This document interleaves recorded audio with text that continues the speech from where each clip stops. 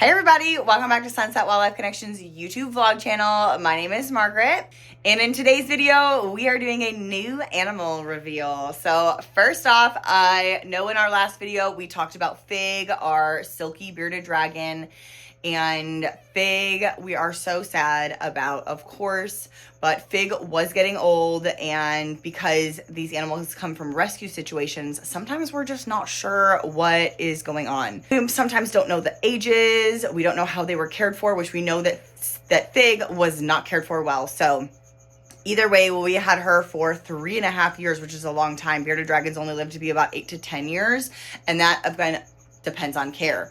So we still have Newton up here. You can see him here. This is where Fig was, and we actually stripped it and cleaned it. And I don't think you can see. You might be able to see his like little nose.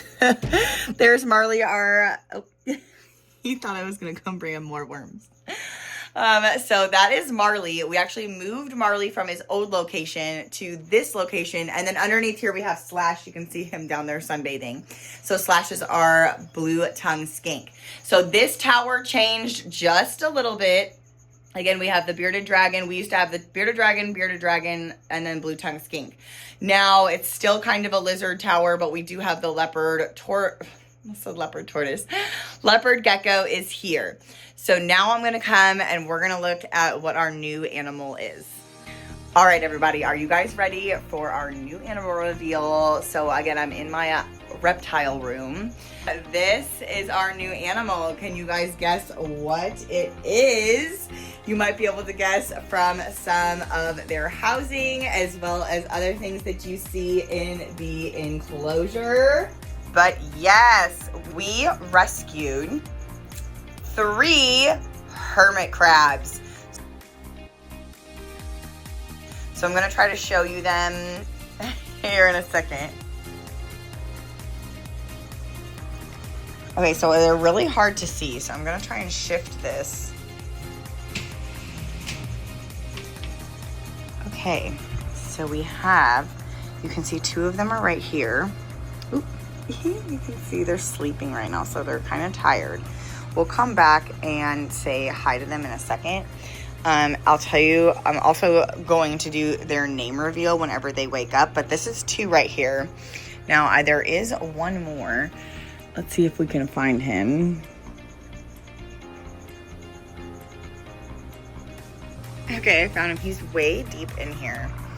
Look at him way down there. They are settling in very well. I have this actually up because this is supposed to help them hold in humidity, but actually the humidity is too high.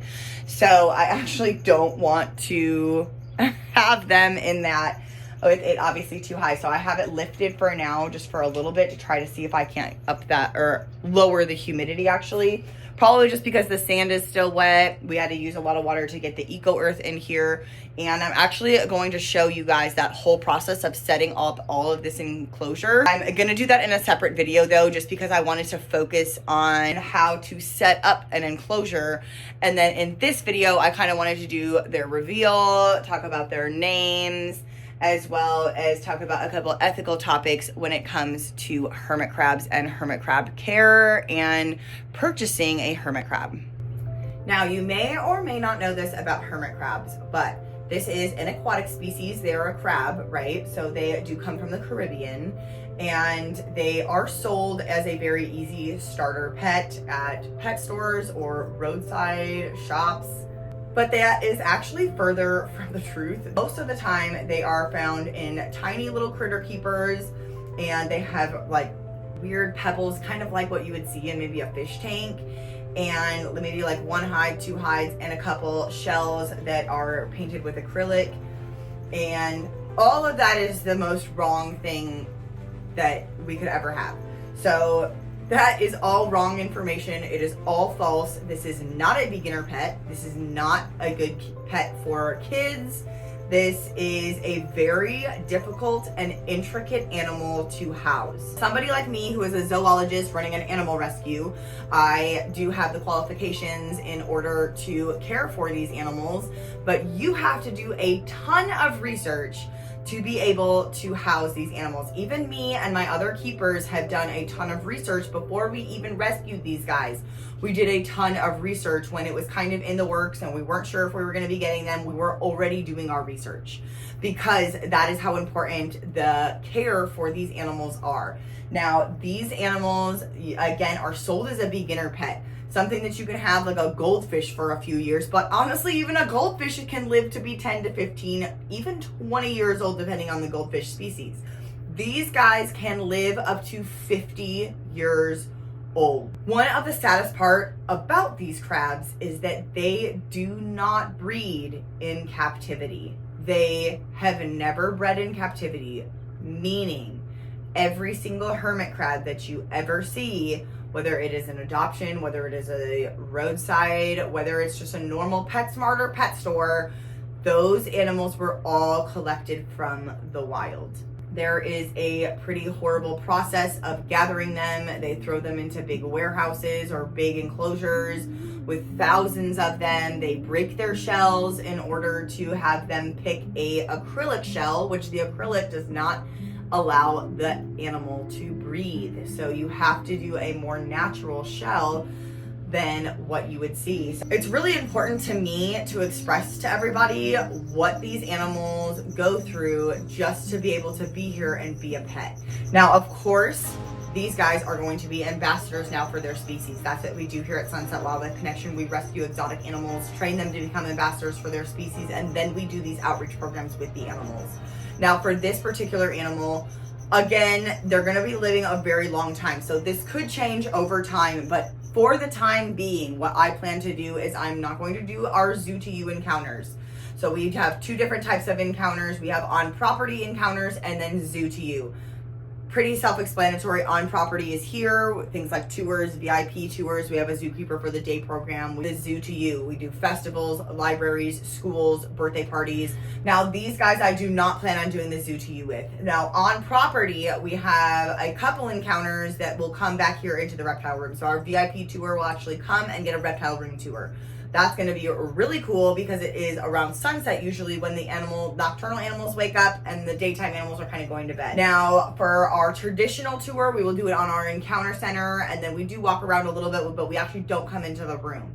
So I do think that I will be able to put them in like a small case, move them outside if weather permitting, have them outside for people to kind of see and to talk about. Now I will never have anyone handle them.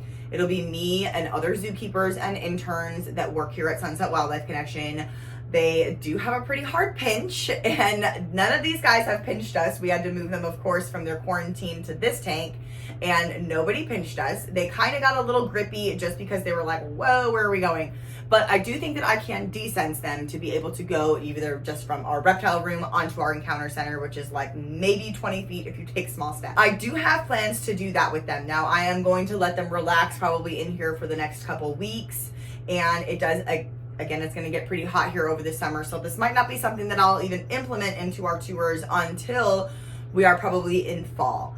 I want them to settle in here. I want them to be able to kind of relax and chill for a little while. But I am very excited to have these animals, as we just talked about some conservation messages. It is so important when you are getting animals, even if it's just a cat or a dog, to do so much research. I know there's a lot of rescues and things like that that have amazing animals and do a lot of education with them, but we definitely want to always research, especially when it comes to things like exotic animals or even dog breeds. All dog breeds can be a little bit different. These animals, and to give them the best lives, since these guys came from the wild. It's very sad to think that they used to be wild hermit crabs that were collected and then sold at a small pet store somewhere. So if you guys have any questions about any of these guys, you can put those in the comments. I'm very excited, so hopefully you guys are just as excited as me to have these new additions to our SWC family so that we can educate the public more about these incredible animals who go through a really hard life just to be able to come here and be household pets for us. Make sure you guys like, comment, and share this video. Please smash that subscribe button if you have not already. Turn on your notifications so that you guys are notified whenever I post the tank update. and I will have all of that ready for you guys. So I will see you guys in that next video when we are setting up the hermit crabs. All right, guys, I'll see you next time.